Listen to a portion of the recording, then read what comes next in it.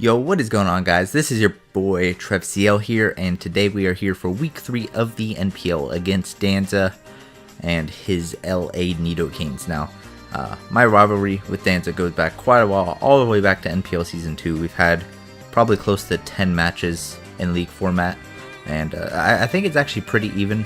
I think I might have a slight edge on him, like 6-4 or something, or 5-4 or something like that. But, you know, he definitely keeps it close for sure. First off, I would like to apologize for not having a promo or a skit this week at the beginning of my video. Honestly, I was kind of unsure of what to do, and then once I kind of had an idea, it was already kind of too late, and I was also pretty busy this last week or so. As it is, I'm recording this on the day it's supposed to go up, so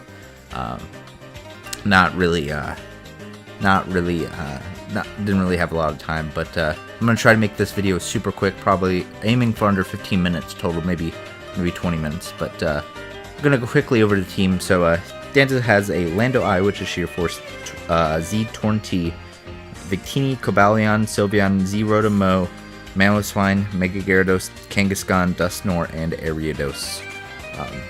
So my team I'm bringing is Breloom, Slurpuff, Salamence, Mega Mawile, Piloswine, and Reuniclus. So my first mon here is a Focus Sash Breloom with Mach Punch, Bullet Seed, Rock Tomb, and Force Palm. Does quite a bit of work against the team. Speed is for like 16 speed Rotom, something like that. The Focus Sash allows me to pretty much almost pick up a KO, depending on what kind of team he brings. Because if he leads with Torn and tries to just Hurricane me right away, I can Rock Tomb that, and then I can pick up a KO against something else on the following turn. So depending on what he leads with, depending on what team he brings overall, this Mon could potentially just get a free kill if I play it correctly. So that's what the Breloom's for. Next we have Slurpuff, which is meant to sweep his team. Belly Drum, Drain Punch, Play Rough, Return. Same moveset as last week, same item with the Citrus Berry. Enough speed to outspeed Scarf Cobalion, enough attack to pretty much pick up all the KOs I need to after rocks. And then a little bit extra bulk to allow me to take an Iron Head from Cobalion. And just physical hits better in general.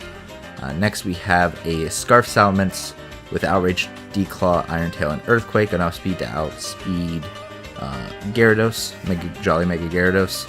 So maybe an interesting bring to Scarf Salamence when he has stuff like Cobalion, Sylveon, and Mamoswine.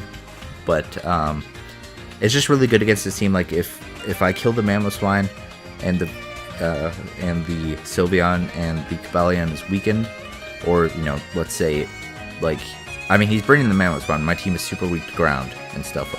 Ground plus ice destroys my entire team.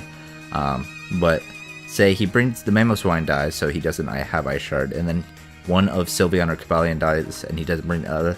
Scarfmence is looking like a huge threat this game, so that's why I'm packing the Adamant just for that much extra power. Sorry if you hear a saw in the background. My dad's kind of working outside right now, so hopefully that doesn't become too much of an issue. But yeah, that's what the Mence is for. Next we have Mega Mawile, Swords Dance, Knockoff, Sucker Punch, and Play Rough. Play Rough is there. Knockoff's there for the Victini because I feel like he's either going to be A, Cobra, or B, Will-O-Wisp, or both. He's going to definitely be packing a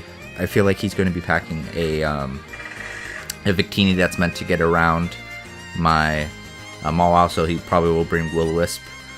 In which case I have Knockoff, which if I get up to +2, if he's not Cobra, I still kill him after rocks, so that's really nice. And Sucker's there just in case there's a weakened Mon like a Lando or Victini that I can pick off with Sucker. And then obviously Play Rough. The attack is all I need to kill stuff, and then the rest is in Spit Up, so I can take Torn hits better, because right now, my team kind of loses the Torn. So yeah, that's the Mawile. Next we have Piloswine. This is there to be the Mamoswine switching. It can take 2 of any Life Orb hit, except for Life Orb Knockoff plus Superpower. I think that kills if it's Adamant. But other than that, it can take any other 2 hits, unless it also Banded Superpower. Banded and Life Orb Superpower might also 2-hit KO straight up as well. But he'd have to run Superpower, which honestly I don't know if he'll have room for it in the matchup, because if he's Ice Shard, then one of Ice Cold Spear, or Ice Cold Crash, then Earthquake, and then either Knockoff, Stealth Rock, Superpower, something like that. But it's there to be my rocker. It also helps switch in. It can actually take 2 V-Crates from non-boosting item Victini, which is pretty cool. So yeah, Piloswine's there for rocks, basically. And finally, we have Reuniclus. Now, he does have a dark type immense. Or not immense. I'm messing up this commentary so bad. He has a dark type in Mega Gyarados. However, there's a decent chance he doesn't bring it. I have stuff like Breloom, Keldeo, which obviously resists its dual stabs. I also have like, what was I gonna say? I also have stuff that can. I mean, Breloom even has priority. I do have, like, Mawile can take a hit from it. I just think I have a decent amount for a Gyarados, so I don't think he'll bring it. And even if he does, then I can handle it just fine with my team. It's a decent amount weak to it because of the Reuniclus, but I can outbeat it at +1 with Mens. I have Focus Sash, Mach Punch Breloom. Mawile can easily take a hit from it and kill it with a Play Rough back. So this Reuniclus is looking pretty threatening if I can play it correctly. So yeah, that's the short team builder. Again, sorry for kind of the rush this video seems to be in. I just really don't have the time. This week has been kind of hectic, so let us get right to the game. And here we are, guys, with the battle. So looking at Danza's team, he did bring the Rotomo, the Sylveon, the Mamoswine, the Landorus Eye, the Torn T, and the Victini. So basically kind of like the team I expected. Now, he could have possibly brought the Cobalion. He could have also probably brought the Gyarados, but I was expecting Sylveon more than either one of those two. And Cobalion was kind of like a 50-50 bring. Like, it could do work against me, but I also could handle it decently well with the team I brought. So especially the Reuniclus could just completely beat it. But I am glad not to see those, because I feel like I actually feel really good, because the Reuniclus can just win if I play it correctly. Breloom, actually, this looks like the type of team that Breloom can just get a kill against, so we'll definitely see. But I'm going to lead off with Piloswine, just because if he leads with Mamoswine, I can take a couple hits. If he leads with Victini, I should be able to take a hit and get up rocks. So that's what I'm going to do. I'm going to lead off with the Piloswine, as he's going to lead off with the Mamoswine. Go straight for the knockoff, and that does quite a chunklet. So I get up my rocks. He's going to go for the Earthquake, which does quite a bit again. I'm actually just going to go for the Earthquake just in case he wanted to go for the rocks. But I probably should go for Ice Shard, because that would have taken about another Life Orb hit off of him. But right here I'm going to go for the Mach Punch. Probably the reason why I went for the Mach Punch there is because I was kind of fearing the Ice Cold Spear. Had I gone for Force Palm, I would have been able to potentially 2-hit KO this Rotom. So right here he's going to go for the Defog, as I'm going to go for the Force Palm, and like I said, potentially, as he actually reveals the Aya Papa Berry, and that actually kind of flusters me, because I was not only did he get my rocks away rather easily, which I had to sack Piloswine to do, but he also is now back up the full, so I kind of got flustered here. I go for the Rock Tomb. Yeah, I'm just like super flustered here. So I'm just going to Force Palm. It's going to do nothing. So he's going to HP Flying here and kill me. So right now I'm going to go to Reuniclus.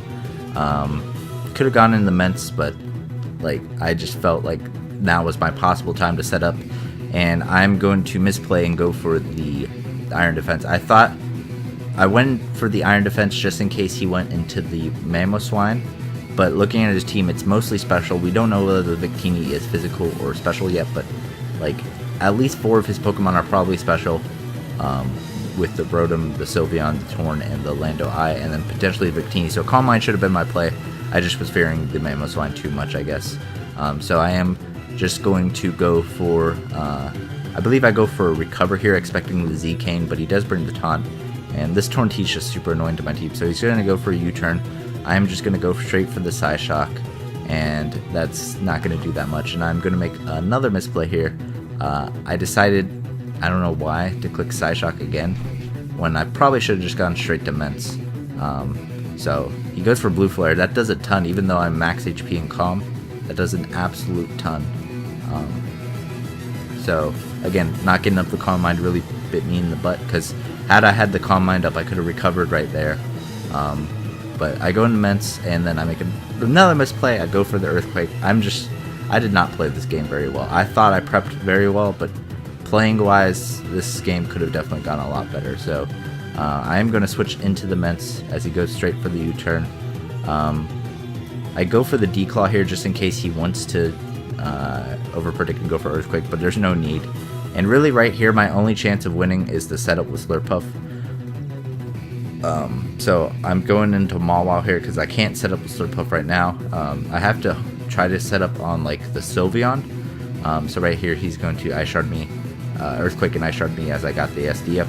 I am going to read him right here as he goes for the Lolo. I'm going to go for the knockoff and kill the Victini, so at least I got something right there, as he was actually Kasib Berry for ghost type attacks.